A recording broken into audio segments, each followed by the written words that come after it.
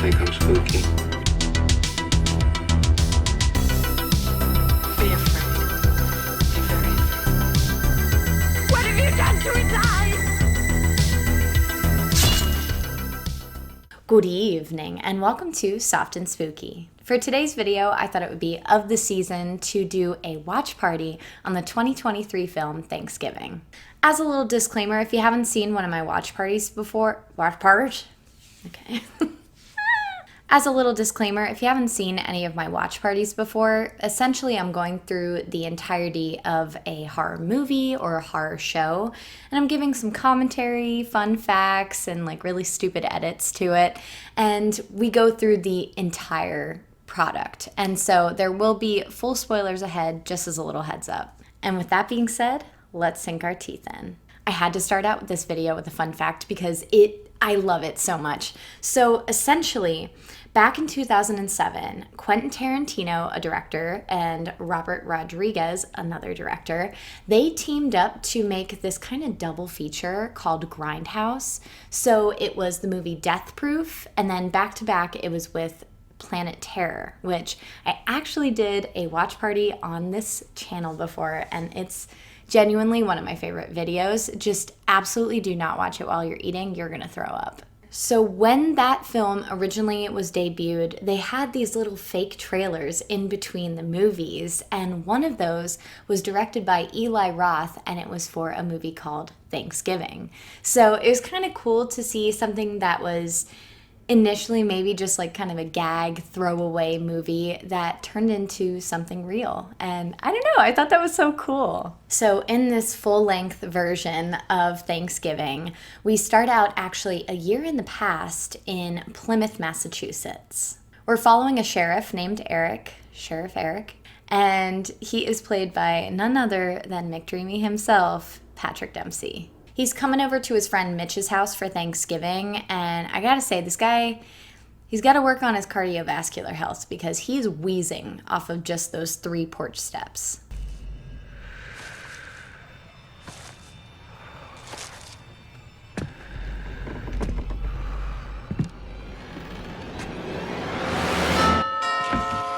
Sheriff Eric's friend named Mitch is actually played by Ty Olsson, who my Supernatural friends will recognize because he played Benny in Supernatural, who I think was like a vampire, but he was actually cool. And so it's kind of nice to see him back on big screen. But we're looking for an individual.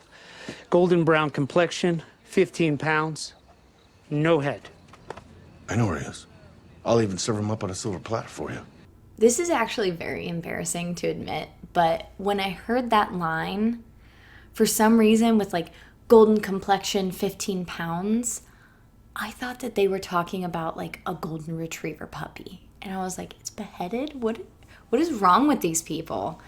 In reality, I think I've been watching too many horror movies. And yeah, they were talking about a turkey. So please don't put me on a list. Anyway, Mitch is married to Amanda, who sympathizes and feels for Sheriff Eric because he is going through, I think, either a breakup or a divorce. You bake this? Yeah, you know, for a single guy, I know my way around the oven. Ah, a guy in a uniform who knows how to bake. Have a feeling you're not going to be single for long. Honestly, she's not wrong. He's gonna get gobbled up. Hey, happy Thanksgiving. As soon as I hear that delivery, my mind instantly goes to that like John Wayne Thanksgiving segment in Family Guy. Here's John Wayne at the first Thanksgiving. Happy Thanksgiving, pilgrims. At another household, we have Thomas here, who is John Wayne Thanksgiving. We also have his fiancée Kathleen, his daughter Jess, and her boyfriend Bobby. As with any holiday, this family really likes to stick with the tradition, and the family gathers together, baking turkeys and having very tense, passive-aggressive conversations with family. Jeans and a sweater? Could at least make an effort. Casual's more my thing, Kathleen. Especially in my own house. So Thomas here, he owns this store called Right Mart. It's essentially kind of like a mega store like Walmart. And he calls in Mitch to work on Thanksgiving because they're having this Black Friday sale. We cut to the chaos that is starting at Right Mart, and I gotta say, there's some pretty funny line deliveries here. The store opens in 10 minutes. You'll get your waffle iron. Xanax? No, you got a fire hose? Jess meets up with some of Stanley her cups. other teenage friends, and it's here that I kind of understand the intended tone for this movie. I popped one of them in the eye, but this one was too busy filming herself to get some f***ing footage. Shit would have broke the internet. We're not going to get grounded characters that we feel invested in. It's basically going to be these meat bags lining up for the slaughter with lines that just...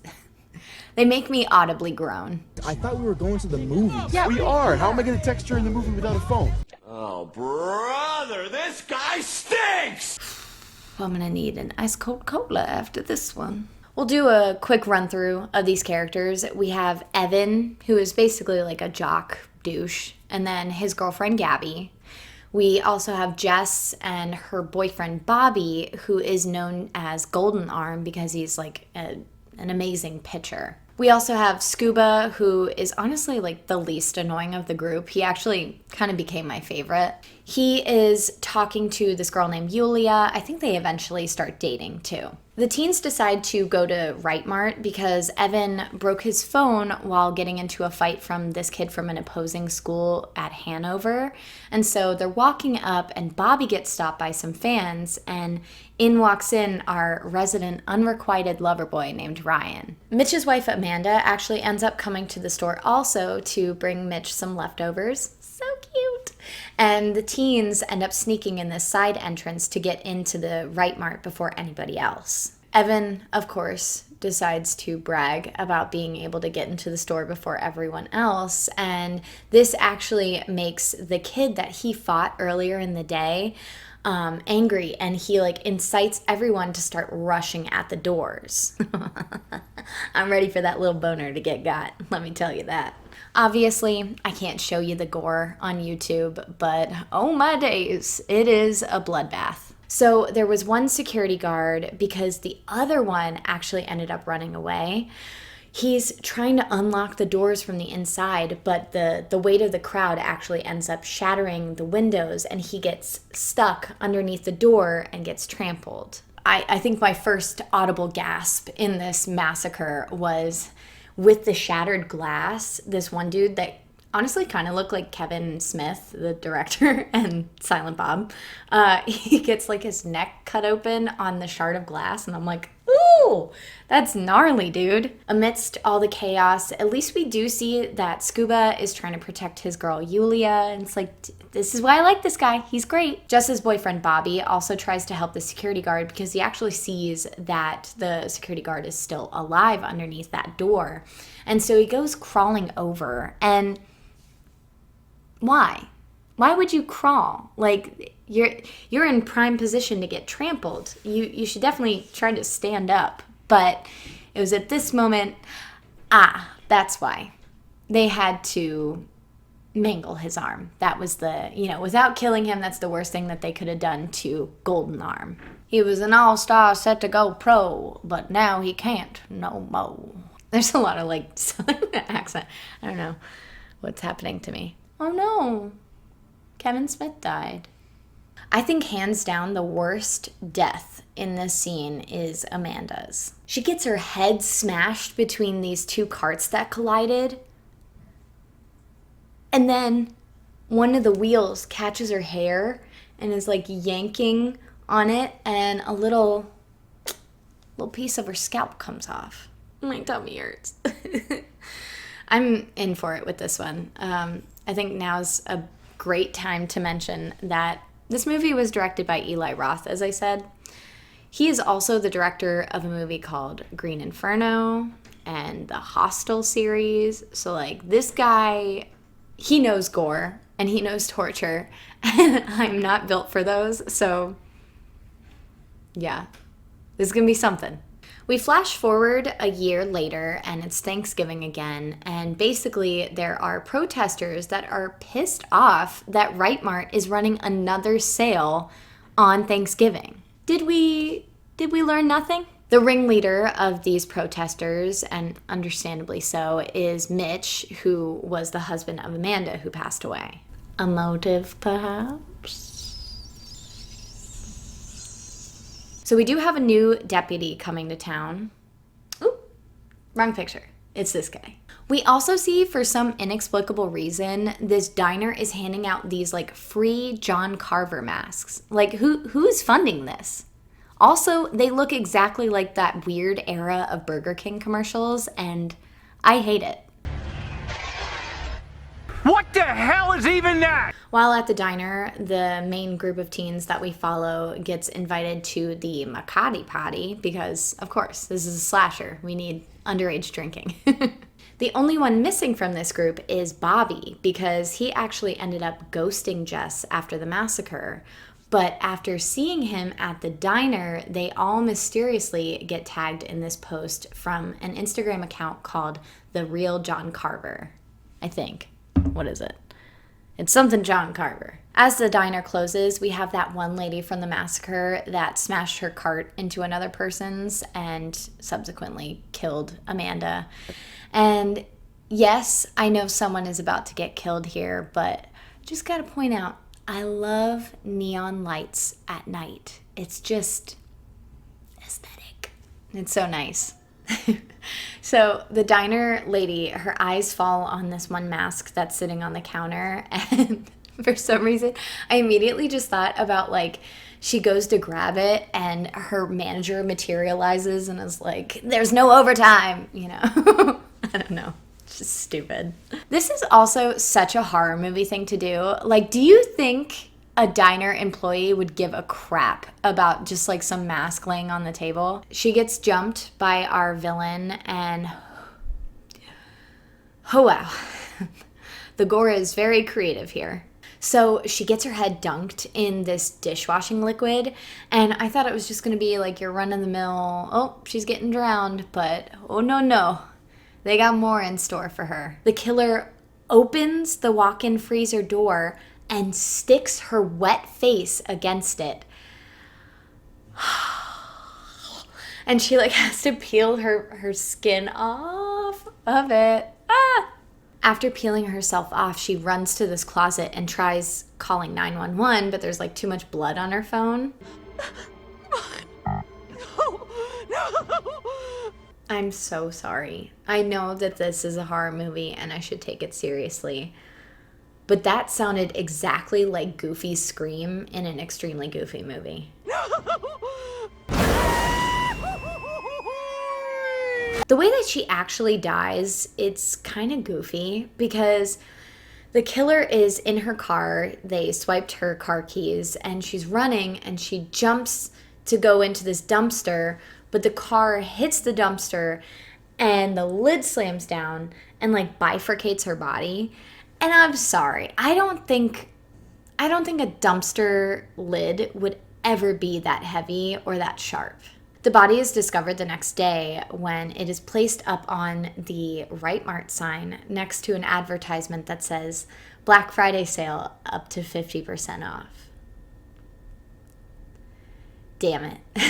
I think I'm actually having fun. That's good. Little by little, the teens are getting tagged in these posts from the John Carver Instagram account, and the next newest post was showing that body of the diner lady. To protect themselves, McCarty of Makati Potty fame offers to give them guns. McCarty, only you'd have the balls to sell guns at a high school. I should kick your ass right here. Whoa. Easy, Scooby Snacks. Jesus. As Jeff is leaving the... What, Jeff? My name is Jeff. As Jess is leaving the police station after alerting Sheriff Eric about these posts that she's been tagged in, she actually bumps into Bobby. I'll save you the scene because it's kind of boring, but basically they talk through the reasoning that Bobby ghosted her. It was essentially because he blamed her, which if anyone you should blame Evan. That dude sucks. Even though Jess is now dating Ryan, the lover boy, you do still kind of see a little bit of chemistry between Bobby and Jess, and we do get the bomb drop that Jess confesses Kathleen, her mother-in-law to be, basically swiped all of the security footage from Right Mart because she was worried about getting sued. And yeah, that's kind of deplorable behavior. Our next victim is the security guy that said that funny waffle iron line, and he is gearing up to go on a flight, and it wasn't until my second watch that I noticed that cat picture on his wall, and I love that. Suddenly, he gets stabbed in the thigh with, I believe, an electric turkey carver. I kind of couldn't tell. And the killer wraps this wire around his neck, and we get a decapitation. Yeah. Woo! If you know me, that's one thing that I just love to see in a horror movie. Good old decap. It's a fun time. I actually even made a reel compilation on my Instagram account, shameless plug. I thought it was really fun, so check it out if you want. After that guy gets killed, the villain looks over at the cat, and I got very nervous, but the villain actually fed the cat, gave it some pats, and went along their way. So it's kind of nice. That was really refreshing to see in a horror movie, because please stop killing animals in horror movies. Going back to Jess's storyline with the security footage, she hops onto her dad Thomas's computer and prints off some of these like screen grabs of it, and then her dad walks in. So when I met Kathleen, I felt alive again. I was willing to just overlook all flaws, and it might have been at your expense. And I just want to say, I'm sorry. Hear me out, okay? I know that Thomas is this money-hungry, greedy, kind of soulless person, but I do actually really enjoy the dialogue between father and daughter here. I just think that it was like really well done, and it added a lot of depth to his character. Using the screenshots of the footage, Jess and Bobby hand that over to Sheriff Eric, and little by little, we're kind of not getting the best vibes from Jess's boyfriend, Ryan. He just kind of seems a little off, and he lied about not knowing anyone when in reality he knew the one security guard that passed away. The next victim is the kid from the opposing school that Evan got into a fight with and kind of incited the whole riot at Right Mart. He sounds just like Matt Damon to me. Matt Damon. Come on, Hanover.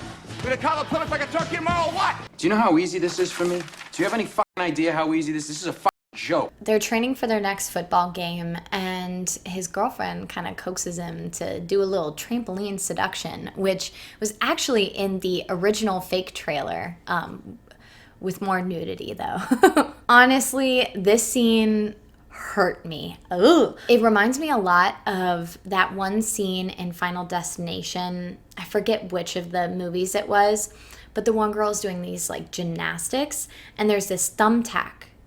I think it's a thumbtack that's on the balance beam, and she keeps getting so close to it, and you're like, oh my gosh. But this movie actually delivers, whereas that movie kind of subverted your expectation. And she's jumping on the trampoline, she just gets like stabbed in the foot, and then also like stabbed a bunch more times, and whew, gnarly. Also, her boyfriend just gets like a neck snap, which was kind of lame. I was surprised that there wasn't anything more intense for him, because he was the one that incited the riot. After the deaths of those two, the football game ends up getting canceled, despite the enthusiasm of McCarty. Blunderbuss! McCarty, what the fuck are you doing? I was just gonna fire it off if they won the game. I hate those things. I can't even smell the powder. First commercial my dad made me do. Took it so seriously, he insisted I learn how to pack it. Made me do it over and over again. I wonder if that's gonna come back. After the game gets canceled, Gabby and Evan are grabbing their stuff, and they get snatched up by the killer, and the killer almost gets Jess, but she's able to escape. All right, so it is the night of the McCarty party, and this guy's line, it just cracks me up. Who's Black Sabbath? Get the fuck off my property. I just want to know. Get who's the fuck off my property right now. Go back to Methuen, you fucking dorks. No virgins allowed. Scuba and Jess end up going up to McCarty. I'm so used to saying it with an accent. Scuba and Jess end up asking McCarty to have some guns to protect themselves, and basically it's just Scuba that takes one. Meanwhile, his girlfriend, Yulia, is preparing to take a trip to Florida. And she's only under the protection of one cop. Rookie move. Corn cob? More like corn cop. During this scene, my butthole was clenched so tightly because I'm not good with eyes. Eyes or like fingernails or teeth getting chipped. These are the big things. I can't handle them. And she's putting in contacts and stuff, and I'm like, please, no eye stuff. But then I discovered there's a new thing that I'm squeamish about, and it's ears. The killer sneaks up on Yulia while she's like cleaning her ears, and she's on FaceTime with Scuba and Jess, and he repurposes those corn cob holders.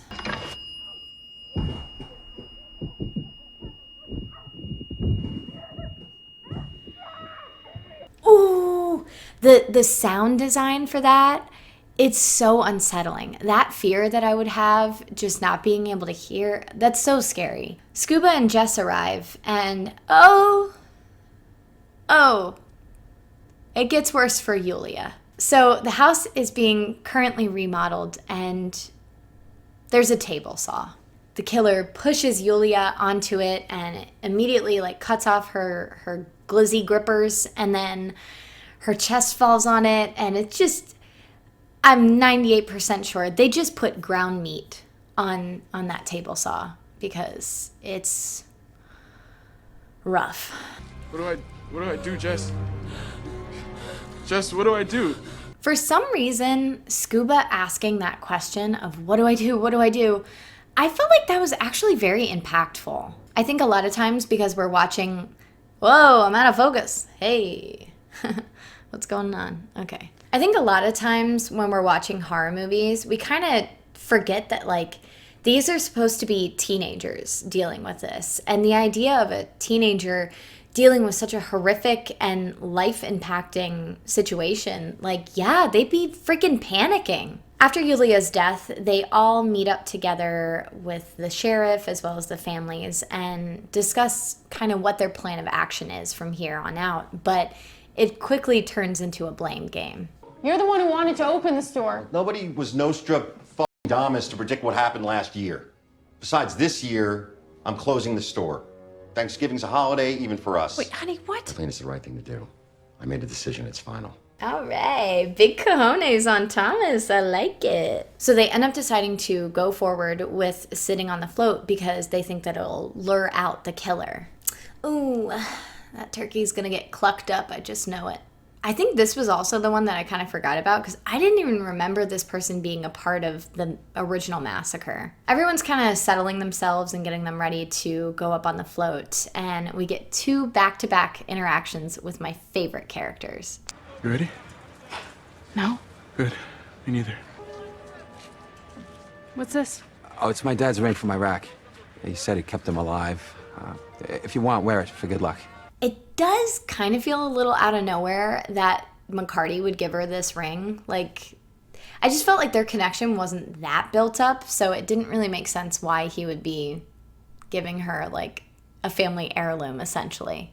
We do get a little false scare during the parade when Mitch and his group of protesters stop the float and, are getting all mad.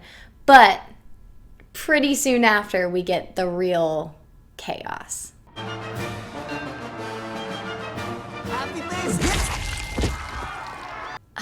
This one wasn't fun for me because, I don't know, something about the way that the turkey was talking, he kind of seemed wholesome. Why is a clown a part of a Thanksgiving Day parade anyway? Like, no one thought that was weird? There are canisters of smoke bombs being set off, and the float with our main characters on it stops really hard or breaks really hard when it almost hits someone on stilts. And there's like this set piece boat that was secured on the back of the float, and it comes loose and basically impales the driver through the head. But I kind of don't really feel like that's the killer's doing. Like, yeah, they could have maybe loosened it, but how did they know that the driver was going to brake so hard? So I guess happy accident for the villain? The group tries to escape, but they end up getting trapped in a police car and tranquilized by the killer because the killer shoots the new deputy. But he didn't shoot the sheriff. Oh, bro. I don't know what's wrong with me today. It's like the cornball is heavy.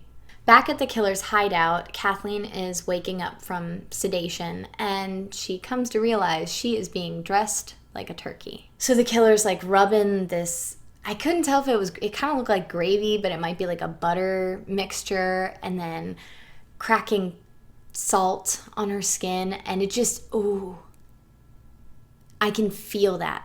I can feel that sensation, and it's making my skin itch. I hate it. While the killer is distracted, Kathleen runs and hides, and I actually appreciated how much she was trying to get away and like fighting for her life. Also, I really like this shot. Something about it. I think it's very visually pleasing, and it just looks cool. Okay, what? Did this person do javelin in high school? Like, how is that such a good throw with a pitchfork? Shot put, javelin, hammer throw. So yeah, she gets dragged into the industrial oven, and this scene was genuinely horrifying. Like, I see Eli Roth in this scene with the torture, because being baked alive is a horrifying idea. The table is officially set with all of our characters, and we have yet another disturbing dinner scene in horror cinema. The Sawyer family would be proud. So we find out that John Carver has actually been live streaming the dinner, and you see some very tongue-in-cheek lines as Evan kind of gets his just desserts. Get ready, Evan. You're about to go viral. The villain starts monologuing, and honestly, I'm skipping it over because it doesn't even really reveal their true intent until later, and it's just pointless. But basically, while that killer is monologuing, Jess discovers that ring that McCarty gave her actually has a hidden blade in it. And so she starts sawing at her ropes and then hands it over to Scuba. Right as Thomas is about to be killed, we see Scuba actually break free and start to fend off the killer. No, Scuba, no! Jeff, why do I keep saying Jeff? Jess gets away, and along her path, she discovers that Sheriff Eric is wounded by his car. Meanwhile, she sees someone with a John Carver mask go into a building. Jess follows them into the building, and we see that Bobby takes off the mask. And I'm sorry, no, I don't believe this fake out for a second. The sheriff comes up and tells Jess to wait outside while he gets Bobby, and you hear shots fired, but Bobby actually escapes. Jess and the sheriff go back to the police station, and we see that the police force is basically gathering all the evidence against Bobby, and they head out while the sheriff sits down with her. Couldn't have done this without you. Can you just give me a minute to catch my breath and then we can go? Yeah, sure. When he comes back, we get the big aha moment when we see that the sheriff has the same kind of pricker or thorn attached to his pants as Jess did when she was running away from the killer. It's about the details. Small mistakes, that's how they get caught. I could really use your help, Jessica. So here we have it. Sheriff Eric is the John Carver killer. He was the best guy around. What about the people he murdered? What murder? You should see the look of surprise on your face. I kind of felt like I could see this one coming a mile away, especially too when the very first scene of the movie reveals that he's the killer. He has the same labored breathing that you see the killer has later on. So I was like, oh, okay. Also, he's like way too connected to everything while being suspiciously unsuspicious. So I kind of felt like it had to be him. But the one thing I will say is that I was honestly surprised by the motive. We find out that Sheriff Eric was actually having an affair with Mitch's wife, Amanda, and that she was pregnant with their child when she was murdered. After revealing his true motive, we get another little shocker when Jess reveals that she has been live streaming his whole confession. So he is attacking Jess when Golden Arm Bobby pops up and he ends up throwing something that hits the villain or knocks something over onto him. They run to escape and they end up inflating the big turkey balloon, and I guess it was like with gas or something instead of helium, and she ends up bringing back the whole musket thing where she loads it and explodes it by shooting at it. Bobby and Jess escape out of the fiery blaze just in the nick of time, and we do find out that Scuba survived along with teen character number 3. Oh, I'm sorry, wait. Gabby. Whew! Movie wouldn't be the same without Gabby. Also, Thomas survived too because the killer was too busy hunting down Jess. But we do get this line from a firefighter. We searched every inch of that place. Everything was incinerated. There's nothing but ash. No one could survive a blast like that. Room for a sequel, perhaps? The movie ends with a little jump scare of Jess imagining the sheriff all engulfed in flames grabbing her, and then it smashes into my favorite Misfits song.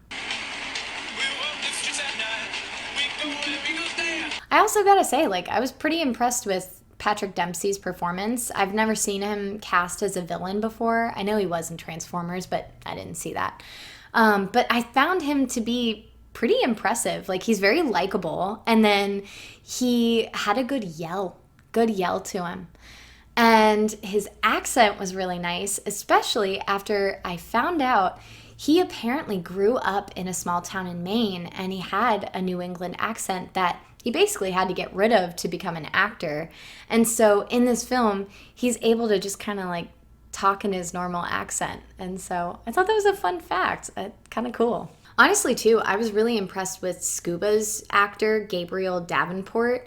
I think he did a really good job. His comedic timing was pretty good, and him conveying the panic that somebody would feel in an emergency situation, I felt like he was pretty believable. And so I'm kind of interested to see him be in more. Another aspect that I just had to revisit was those fake trailers in the Grindhouse double feature that I had mentioned. I didn't want to spoil it earlier, but what's kind of cool is that Eli Roth incorporated a lot of elements from that original fake trailer into the real full-length movie. There were certain lines like, "This year there will be no leftovers and all will be carved," and stuff like that, and so that's kind of fun. But the big thing that I thought was kind of interesting is that he kept the same title font and animation to it, so that was kind of cool. Overall, I think I honestly kind of enjoyed Eli Roth's Thanksgiving. It's definitely gory, and some moments I did have to look away because I'm just not built for this. But I think that it has some really good gross out moments and disturbing moments, and it keeps it moving. And I don't know, the kills were very creative, and I think that Eli Roth really has a knack for making his audience squirm. And that just about does it for my watch party on Eli Roth's Thanksgiving. What did you all think of it? Did you have any kills that made you especially squeamish? Let me know in the comments below. Also, feel free to give this video a like if you enjoyed it and you'd like to see more watch parties. And don't forget to subscribe. We are so close to hitting 1,000 subscribers, and I would love to hit that milestone before 2025. So please help me out. And with that, I will see you all in the next video. Don't forget to stay soft and spooky.